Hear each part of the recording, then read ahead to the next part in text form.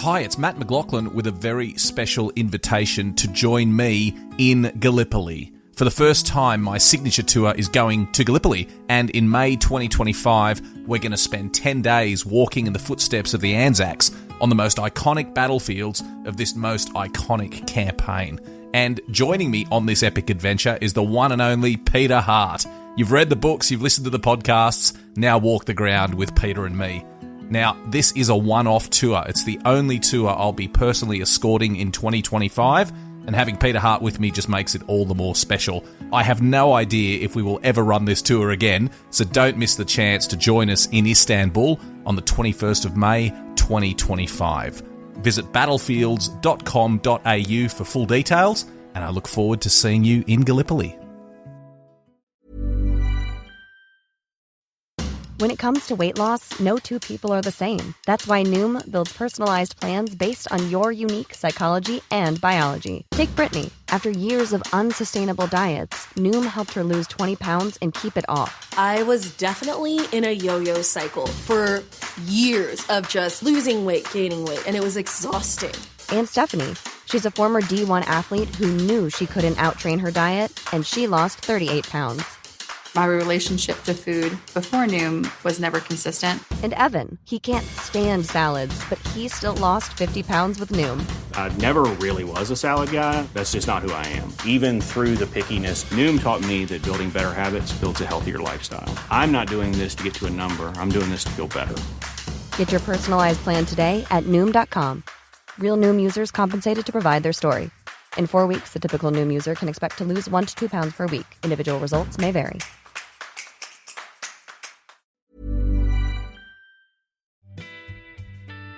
Thanks for listening to Matt McLachlan History. Become a subscriber to receive exclusive bonus episodes, ad-free listening, early access to all episodes, and special member-only events. Click on the link in the show notes or visit patreon.com/mmhistory. We shall fight in France. We shall fight on the seas and oceans. We shall fight with growing confidence and growing strength in the air. We shall defend our island, whatever the cost may be. We shall fight on the beaches. We shall fight on the landing grounds. We shall fight in the fields and in the streets. We shall fight in the hills. We shall never surrender. Hello, podcasters. Welcome to Living History as we hear those stirring words from Winston Churchill, spoken in 1940. It's definitely the greatest speech of the Second World War and probably one of the greatest speeches ever given. And it was those words that galvanised the British people and prepared them for the upcoming Battle of Britain. France had fallen, the Nazis occupied all of Western Europe, and Britain was next in their sights. And the Battle of Britain, of course, that unfolded was the great aerial contest to see who would dominate the skies over Great Britain. And as we know, it didn't work out for the Germans. The Luftwaffe was defeated in the Battle of Britain. They never gained aerial superiority over the Royal Air Force, and Hitler therefore indefinitely postponed his plans to invade the United Kingdom. But today, we're going to ask, what if? What if things had worked out differently? What if the Germans had won the Battle of Britain? Would they have invaded Great Britain? Could they have invaded Great Britain? Did they have the means and the facilities and the plans to launch an invasion of the United Kingdom? And how would the British have responded? What would Britain have looked like under Nazi rule? They're absolutely fascinating questions, and I can't wait to delve into them. My guest today is Professor Gary Sheffield, who is a Professor of War Studies at the University of Wolverhampton in the UK, and he's an absolute expert on this subject. He knows everything about the Battle of Britain, he knows everything about Operation Sea Lion, and I can't wait to hear his insights into this most amazing chapter of history. I hope you enjoy it.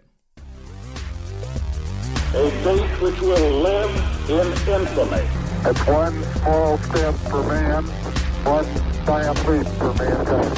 Well may we say, God save the Queen, because nothing will save the Governor General. There's a second plane just crashed into the World Trade Center. I think we have a terror attack. This was their finest hour. Gary, it's great to have you on the program, and we're talking about Operation Sea Lion, which really must be one of history's greatest what-ifs, isn't it? I think so. it seemed to be in the summer of 1940, there was a real opportunity for Nazi Germany to invade Britain, to knock Britain out of the war. And if that had happened, well, who can tell? But certainly the course of the Second World War and indeed world history would have been very different. But I have my doubts about whether it could have really have happened. But it's a great might have been. Well, I'm looking forward to discussing that with you in more detail. Before we get to that, why don't you give us an overview of this military situation in 1940 when the Germans were considering an invasion of the UK? Well, that's right. I think we need to go back to the 10th of May 1940 when the Germans launched their major attack into the Low Countries, the Netherlands and Belgium, and then into France.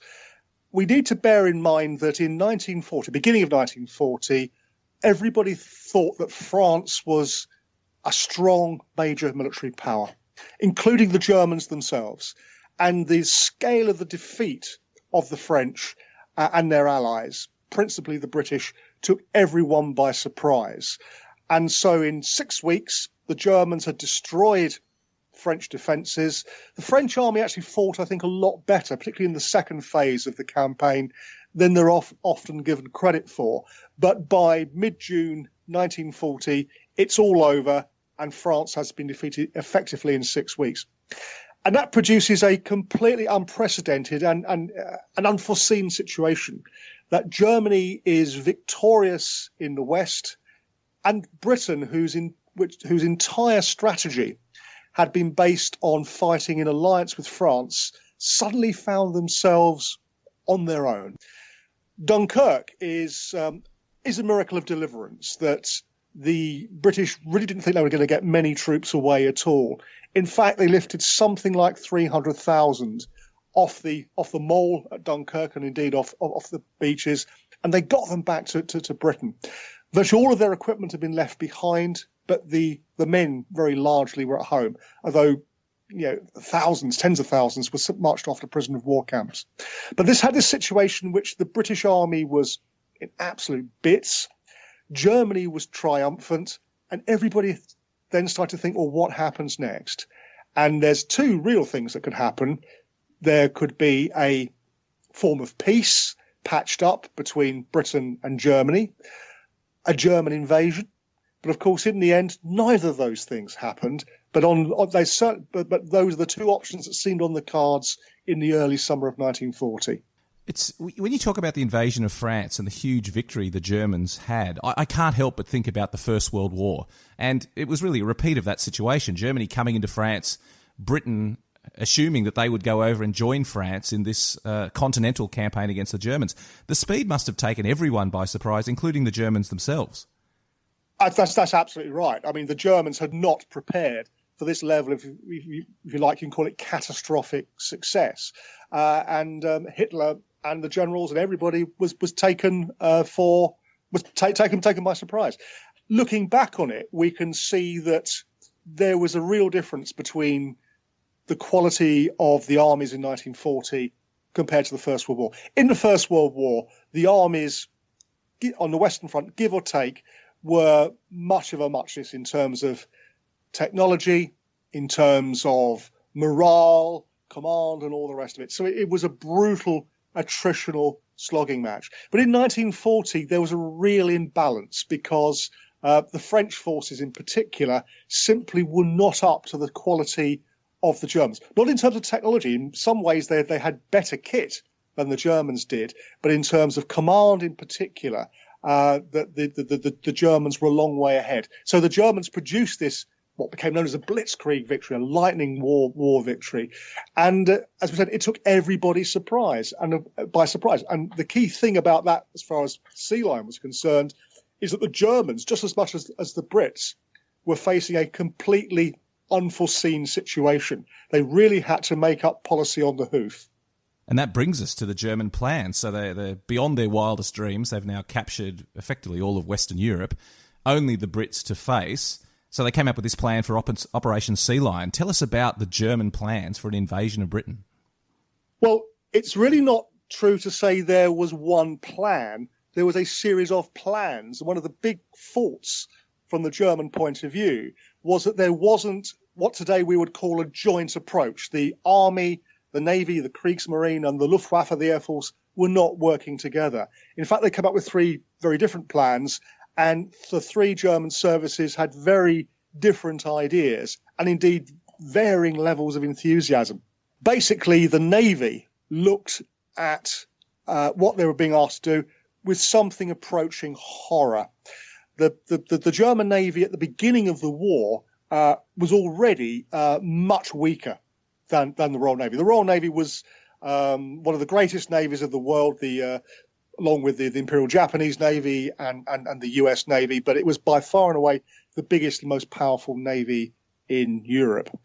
Now, the German Navy actually had come up in 1939 with Plan Z, which was quite an ambitious plan, which would have produced a really quite a formidable fleet. Problem was, from the German point of view, this plan was not due to become operational in full till 1946. So war actually came at least 6 years too early from the German Navy point of view. And then in the Norwegian campaign, fought in April, May 1940, which of course the Germans actually won. They ended up occupying Norway, chasing out the British who came in to support the Norwegians. But actually from the German Navy point of view, it was an absolutely Pyrrhic victory because they lost extremely heavily in terms of ships. We can actually look at one particular action on the 13th of April 1940, the Second Battle of Narvik, a naval action in the port up in the Arctic north of Norway, in which one British battleship, HMS Warspite, plus its attendant destroyers, destroyed or caused to be destroyed 8 German destroyers, 4 of which were scuttled by their own crews when they realised that they were going to be captured. Now, this basically halved an already inadequate number of destroyers, so smallish, medium-sized ships, really important for operating in the Channel, meaning that the German Navy really just could not see any way they could support an invasion of the English Channel unless it was a very limited invasion on quite a narrow front. Now, the German army, understandably, from their point of view, had a completely different plan. What they wanted to do was to land on a very broad front. They wanted to land from the Straits of Dover in the east to Lyme Bay in the English West Country, 150, 180 miles, something like that. Because for the very good reason, as General Halder put it, that if they landed on a very narrow frontage, that it would be like feeding German troops into a sausage machine. In other words, the British Army could simply wait for them and actually destroy them as they came ashore. So the Germans wanted to land on a broad front for very good reasons. The German Navy wanted to land on a narrow front for equally good reasons, and so the two plans were mutually at odds.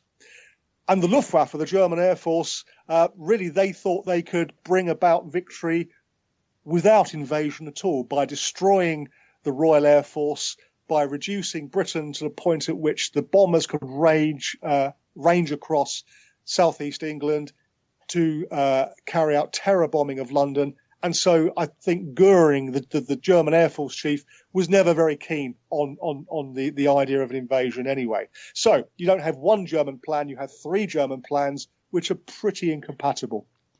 The British must have been watching all this with a sense of trepidation.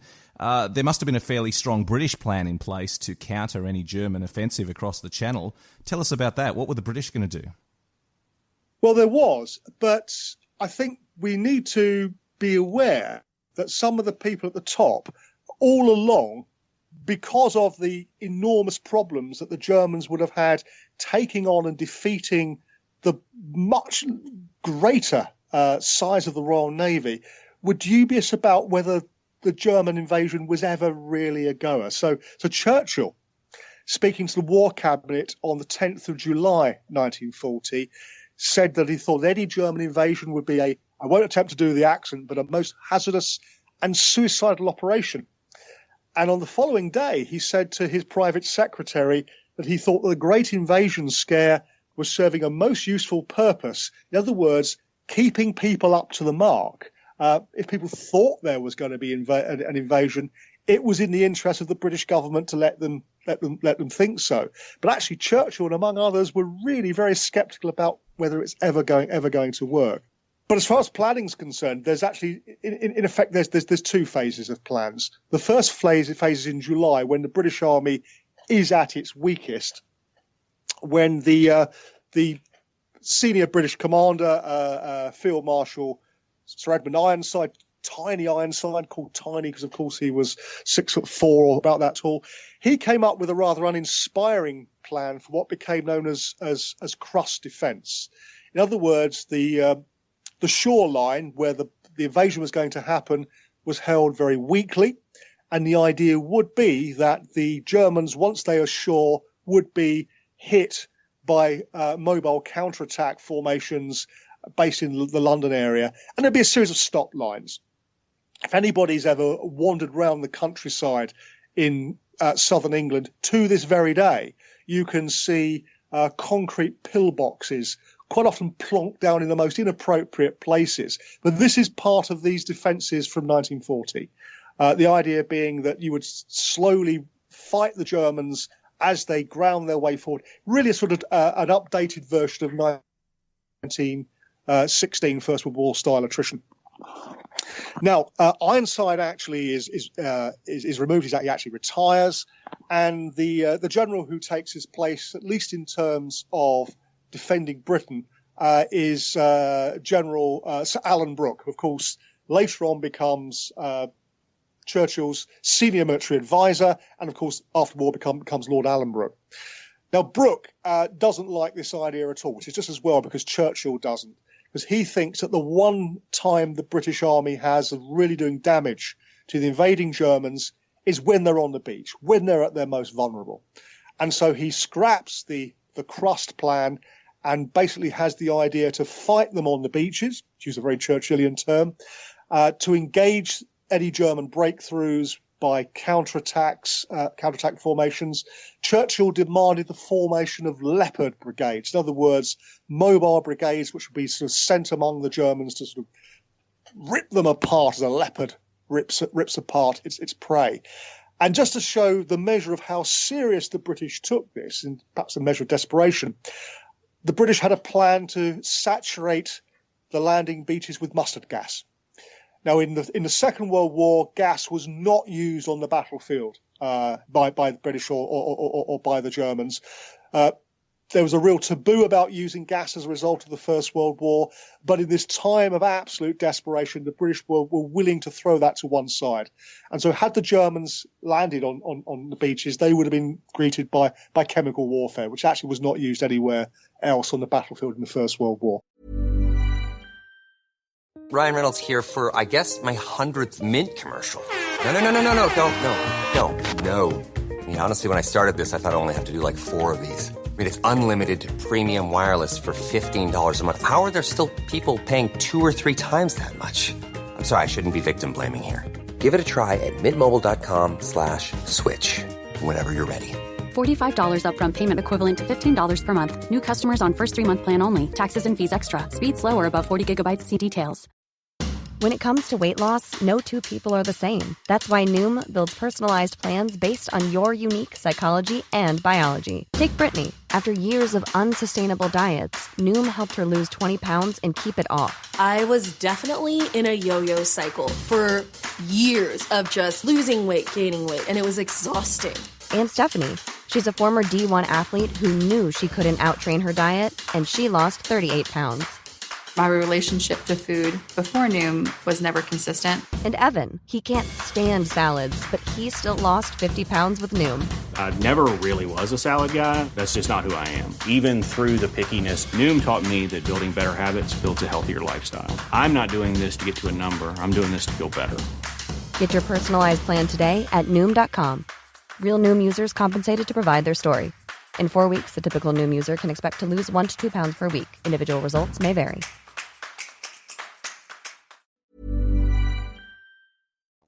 It sounds like a German, quite an audacious German plan met by desperate British plans. The big question, of course, though, is it didn't proceed. Obviously, this is history that didn't actually occur. What were the reasons that stopped the Germans from launching this invasion of England? I think there are two reasons fundamentally. The first one is, as I've said already, that significant parts of the German forces were not very enthusiastic. The Navy certainly wasn't. Neither was the Air Force, although for rather different reasons. And so had there been an enthusiasm by all three services and a really concerted push to make it happen, perhaps it would have done. But it simply wasn't that. It didn't come down to that, because the German Navy really couldn't see much further than the fact that they had only a sort of pitifully small force to put up against a much bigger one. So in the narrow waters of the English Channel, it's not the big ships, not the battleships and battle cruisers that count. Actually, it's destroyers and to some extent light cruisers. And if I tell you that the Royal Navy had about 70 to 80 destroyers in home waters in September 1940, the Germans had a total of 8. That actually tells you about how suicidal it appeared to be.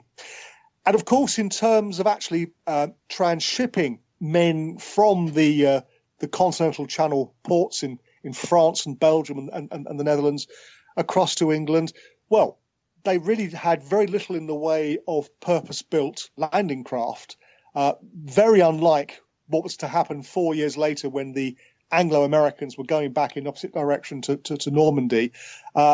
Many of the troops who would have been taken across the Channel would have been taken in river barges, which were frankly unseaworthy, that they were very slow, they had to be towed by other ships, and it was a complete nightmare from the point of view of the Navy, German Navy, and for that matter, if you were a German soldier sitting on one of these things. So from that point of view, the German Navy were never very enthusiastic, and they simply could not promise to get the troops across the Channel. The other reason, of course, is the Battle of Britain. Now, we today see the Battle of Britain very much in terms of being an air battle. In fact, even more specific than that, it's the battle between Fighter Command and the German fighters. That's, of course, critical, but there is more to it than that.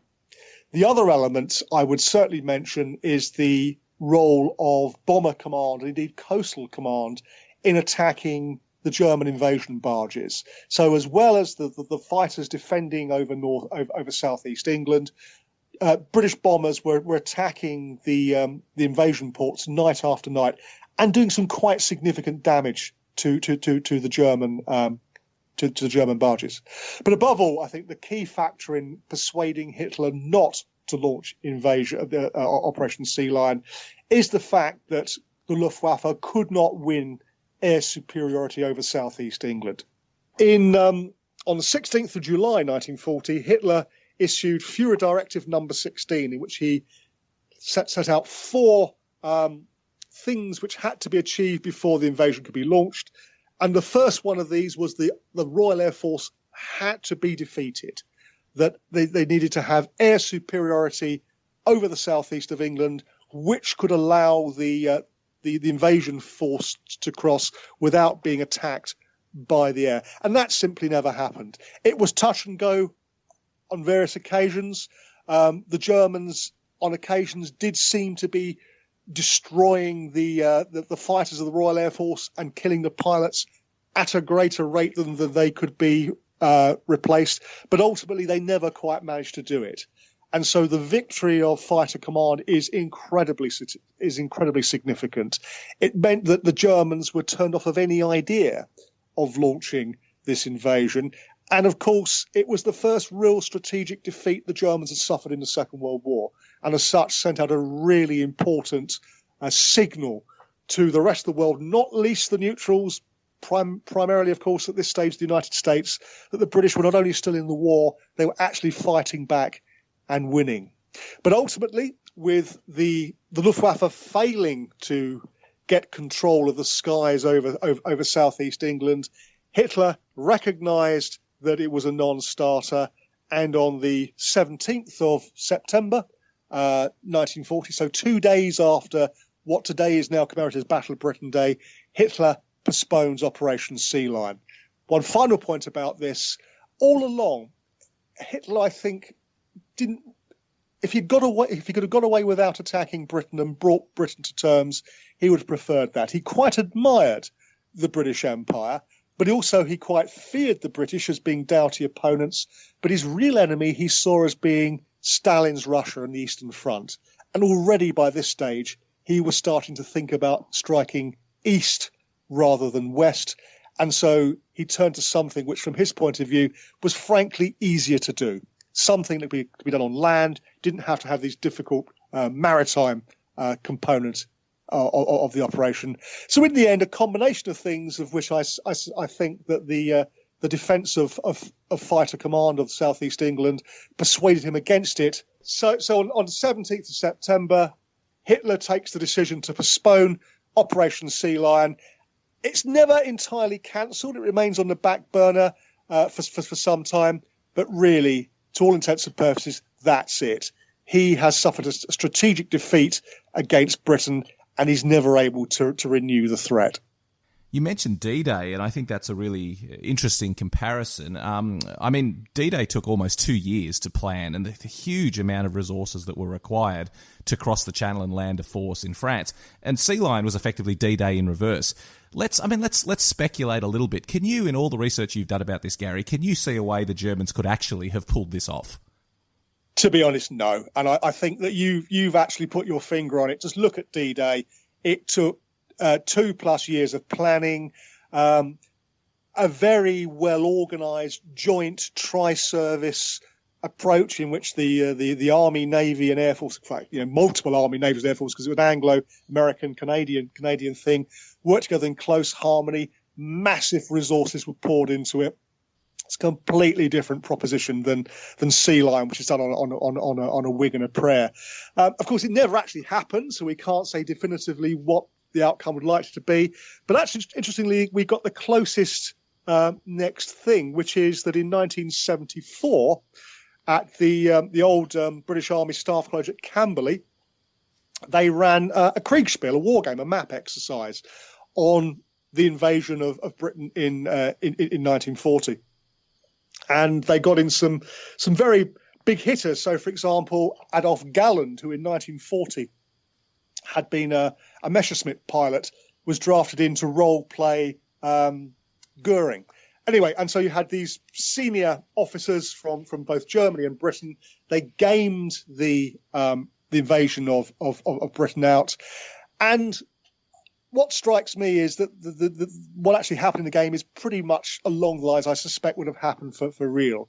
The Germans do succeed in getting their troops ashore. However, they're penned in on the beachhead by the British. Say the British, actually, there's an Australian division which is in Britain at the time, and actually that's involved very heavily in the fighting in this reconstruction 1940. There's also Kiwi forces who get involved.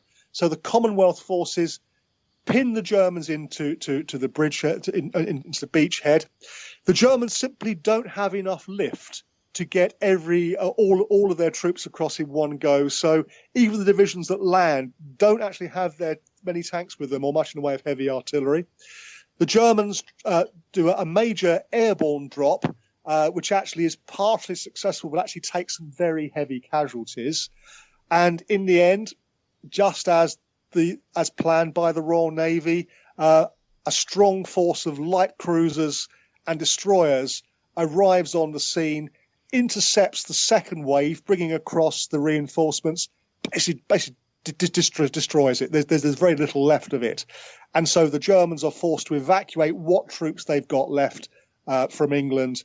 And about 10 days after Sea Lion is launched, that's really the end of it. And the last German troops are surrendering. So I say it's played out, and that strikes me as being as realistic an outcome to a German invasion as we're like to get. If I could just mention just one last thing, for me, the killer piece of evidence about what the British expected to happen in 1940 comes down to the fact that in August 1914, so at the height of the invasion scare, Britain decides to send its one fully equipped armoured brigade not to the south coast of England, but to Egypt. because they recognised quite rightly that whereas the invasion of England was unlikely to happen, and if it was, it would be stopped by the Royal Navy, there was a real threat to Britain's position in Egypt, and so that's where the reinforcements needed to be sent. And I think that was the right call, frankly, that the invasion of England was never likely to happen, or if it did happen, it would end in disaster for the Germans. It's fascinating stuff. You mentioned the Australians there and this whole concept that had England been invaded, the Australian forces could have found themselves fighting in the UK instead of North Africa. It's just fascinating to think about. But the one thing I really got out of that, Gary, that I thought was really important, and probably something we overlook not just when we talk about Operation Sea Lion or the Second World War, but warfare in general, logistics is so important in this. It's not just a case of Germany getting combat troops and tanks and artillery across the channel. They have to keep them fed. They have to get them ammunition. And if you're dealing with an amphibious operation like this, look at the issues they had around D-Day. Even as well prepared as they were for D-Day, one of the ongoing dramas was the logistics of keeping that force supplied. That's obvious. That must be a huge factor it would have been a huge factor in the defeat of Germany had they tried this invasion. Oh, absolutely. I mean, as you rightly say, in Normandy in 1944, it's logistically incredibly well supported, but not everything went smoothly. There was a great storm, of course, about a fortnight into the campaign, which brought the ships coming across from England with supplies almost to a halt, and people started to run out of ammunition and petrol and what have you in Normandy. So even the best prepared operation is at risk from those sorts of things. And Operation Sea Lion was a very poorly planned operation. I keep coming back to it. The German Navy had it right from the beginning. It was not going to work. It absolutely wasn't.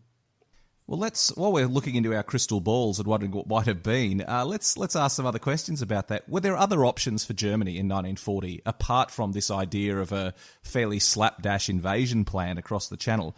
Did Germany have other options to defeat the UK in 1940? I can think of three, actually. The first one is to do what they actually tried to do in reality, although majorly a little bit later. That is to starve the British into submission by attacking the Atlantic lifeline, by unleashing submarines in the Atlantic to try and sink supply ships so Britain starved into submission.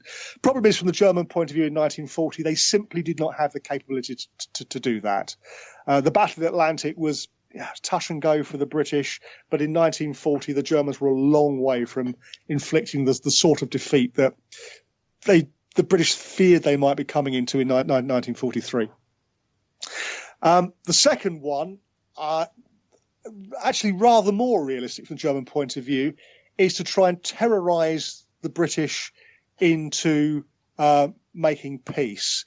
Now, had Fighter Command lost the Battle of Britain, the plan was to pull the remaining fighters squadrons out of the southeast of England into the Midlands, to hold them back. So when the invasion actually happened, if it did, there would then be a maximum effort from the Air Force to hit them on the beaches. But that, of course, would have left the southeast of England and critically London open to heavy bombing by day and by night, without air cover, which was there for real in 1940.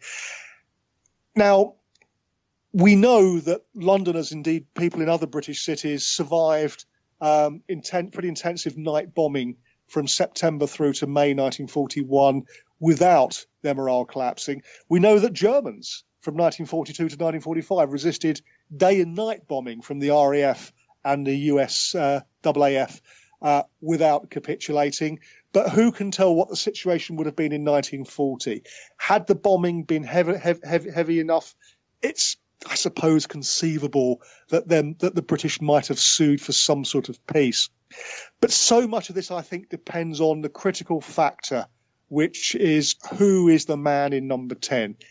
Does Winston Churchill become Prime Minister on 10th of May 1940, as he does in reality, or is it his rival, the Foreign Secretary, Lord Halifax? Now, today, it seems so obvious that Churchill is the man who's going to be chosen to lead Britain through the Battle of Britain and the Blitz and all the rest of it to victory in 1945. But he was by no means the obvious choice in May 1940. He was a maverick. Many people, not least in his own party, the Conservative Party, did not trust him fully. The King and the Queen would have preferred to have had Lord Halifax as being Prime Minister. And my reading is that once Neville Chamberlain's authority had crumbled as a result of the Norway debate in early May 1940, when basically his majority in the House of Commons plummeted, and he clearly had lost the confidence of many people in his own party. My sense is that the prime ministership was there for Halifax's taking had he wanted it. But again, my sense of it is that Halifax, and this is his greatest contribution to British politics and quite a distinguished career of public service, he had enough self-knowledge to realise he was not the man to lead Britain at this critical time. So in effect, he stood back and allowed Churchill to become Prime Minister. But had Halifax had a different approach, had he decided that he simply could not trust Churchill or thought it was his duty to become Prime Minister, I think then there's a possibility that Britain could have come to some sort of compromise peace, which would have in effect meant that Britain remained intact, the empire remained intact, but it handed over Western Europe to domination by Nazi Germany. So actually, I think the Germans' best hope of victory over Britain in 1940 is that Churchill does not become Prime Minister, Halifax does, and the Germans then intimidate the British, probably by mass bombing of London, into coming to some sort of compromise peace. It's a terrible prospect, isn't it, this idea of Britain and Germany negotiating a peace to end the Second World War. It's incomprehensible. I think in all this, Gary, though, the big question that no one can really answer, but it's fun to speculate on. Let's imagine for a minute that Sea Lion had been successful. The Germans had launched it and had successfully invaded the United Kingdom. What would Britain, having been conquered by the Nazis, what would Britain have been like in those days of the war? Okay, well, I'll give you a quick answer, then I'll give you the answer I really want to give. Because I think that Sea Lion was a non-starter. But had somehow it happened, I don't think that what would have happened in Britain would have been much different to what happened in any other occupied country. We, the Brits, tend to fool ourselves that somehow we would have been different. We wouldn't have been collaborating, we'd have been resisting. Actually, there would have been a mixture of collaboration, of resistance, but I suspect, as in occupied France, occupied Belgium and many other places, most people would have done neither. They would have kept their heads down and tried to get on with life. We know enough about German plans to know that life would have been pretty grim. There was the notorious blacklist of people who were going to be arrested, interrogated at the very least, quite possibly cast off to a concentration camp or shot. The male population, adult male population of Britain was going to be deported to the continent. It would have been utterly ghastly.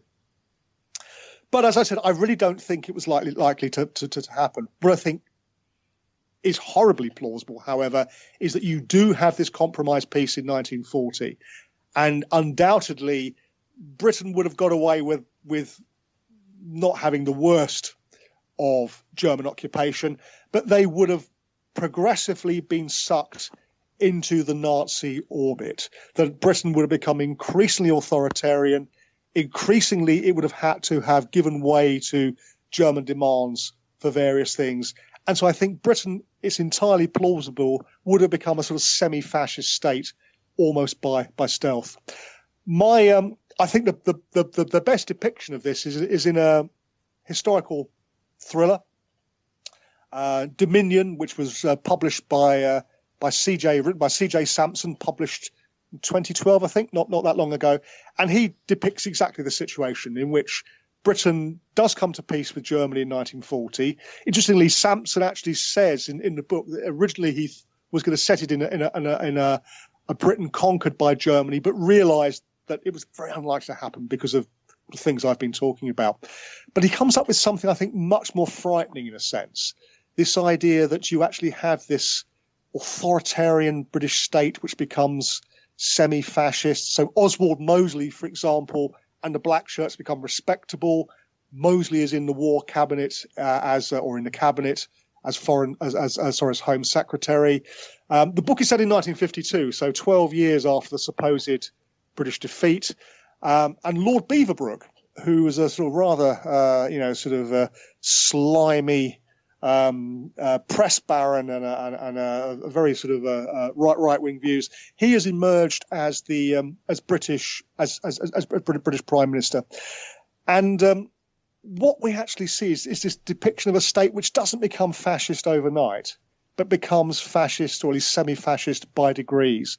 And without giving away too much of the plot of the book, one of the critical moments is that Britain needs to make a deal with Nazi Germany in order to increase the size of the British armed forces, because the British are actually busily trying to exploit their empire for all that it's worth. And there's something like a major civil war or major insurrection going on in India. And the price they pay is that British Jews are to be handed over to the Germans. Now, all of that is horribly plausible. I'm reminded of the analogy. I wouldn't like to swear to the scientific reality of it, that supposedly if you put a frog into boiling water, it will hop out straight away. If you put a frog into cold water and gently warm it, by the time it gets to critical point, by the time it gets to boiling point, it's too late and the frog is doomed. In the same way, I can quite see people forming up behind a sort of right-wing, semi-collaborationist government in 1940 because it's seen to be the only option. It becomes increasingly authoritarian or increasingly fascist. By the time people realise what's happening, it's too late. In the book, by the way, Churchill and Clement Attlee go into opposition and eventually form an underground resistance force. So I think that's actually the most realistic outcome of a British defeat in 1940, something along those lines. Well, it's so terrifying, Gary, because of, as you say, it's such a near-run thing. I agree with you, certainly, that the conquest of Britain via an invasion was always unlikely. But as you say, a couple of things could have gone differently in British history, and this could have been the reality, the British making peace with the Germans and forming some sort of uneasy alliance to carry on. Just a terrifying prospect. But the whole thing is just, it's been really wonderful, Gary. I've really enjoyed this with you. A little bit of speculation, but also an analysis of the reality of this really difficult situation. As we say, it could have gone the other way very, very easily, and we could have seen a whole different history. Well, thank you. Of course, the one good thing about alternative history is no one can ever tell you definitively that you're wrong, because nobody knows. Exactly. It's I've really enjoyed it, Gary. It's been great having you on. We'll definitely get you on the show again to talk about all things history. Gary Sheffield, thank you so much for being on the show. Thank you very much indeed, Matt. Cheers.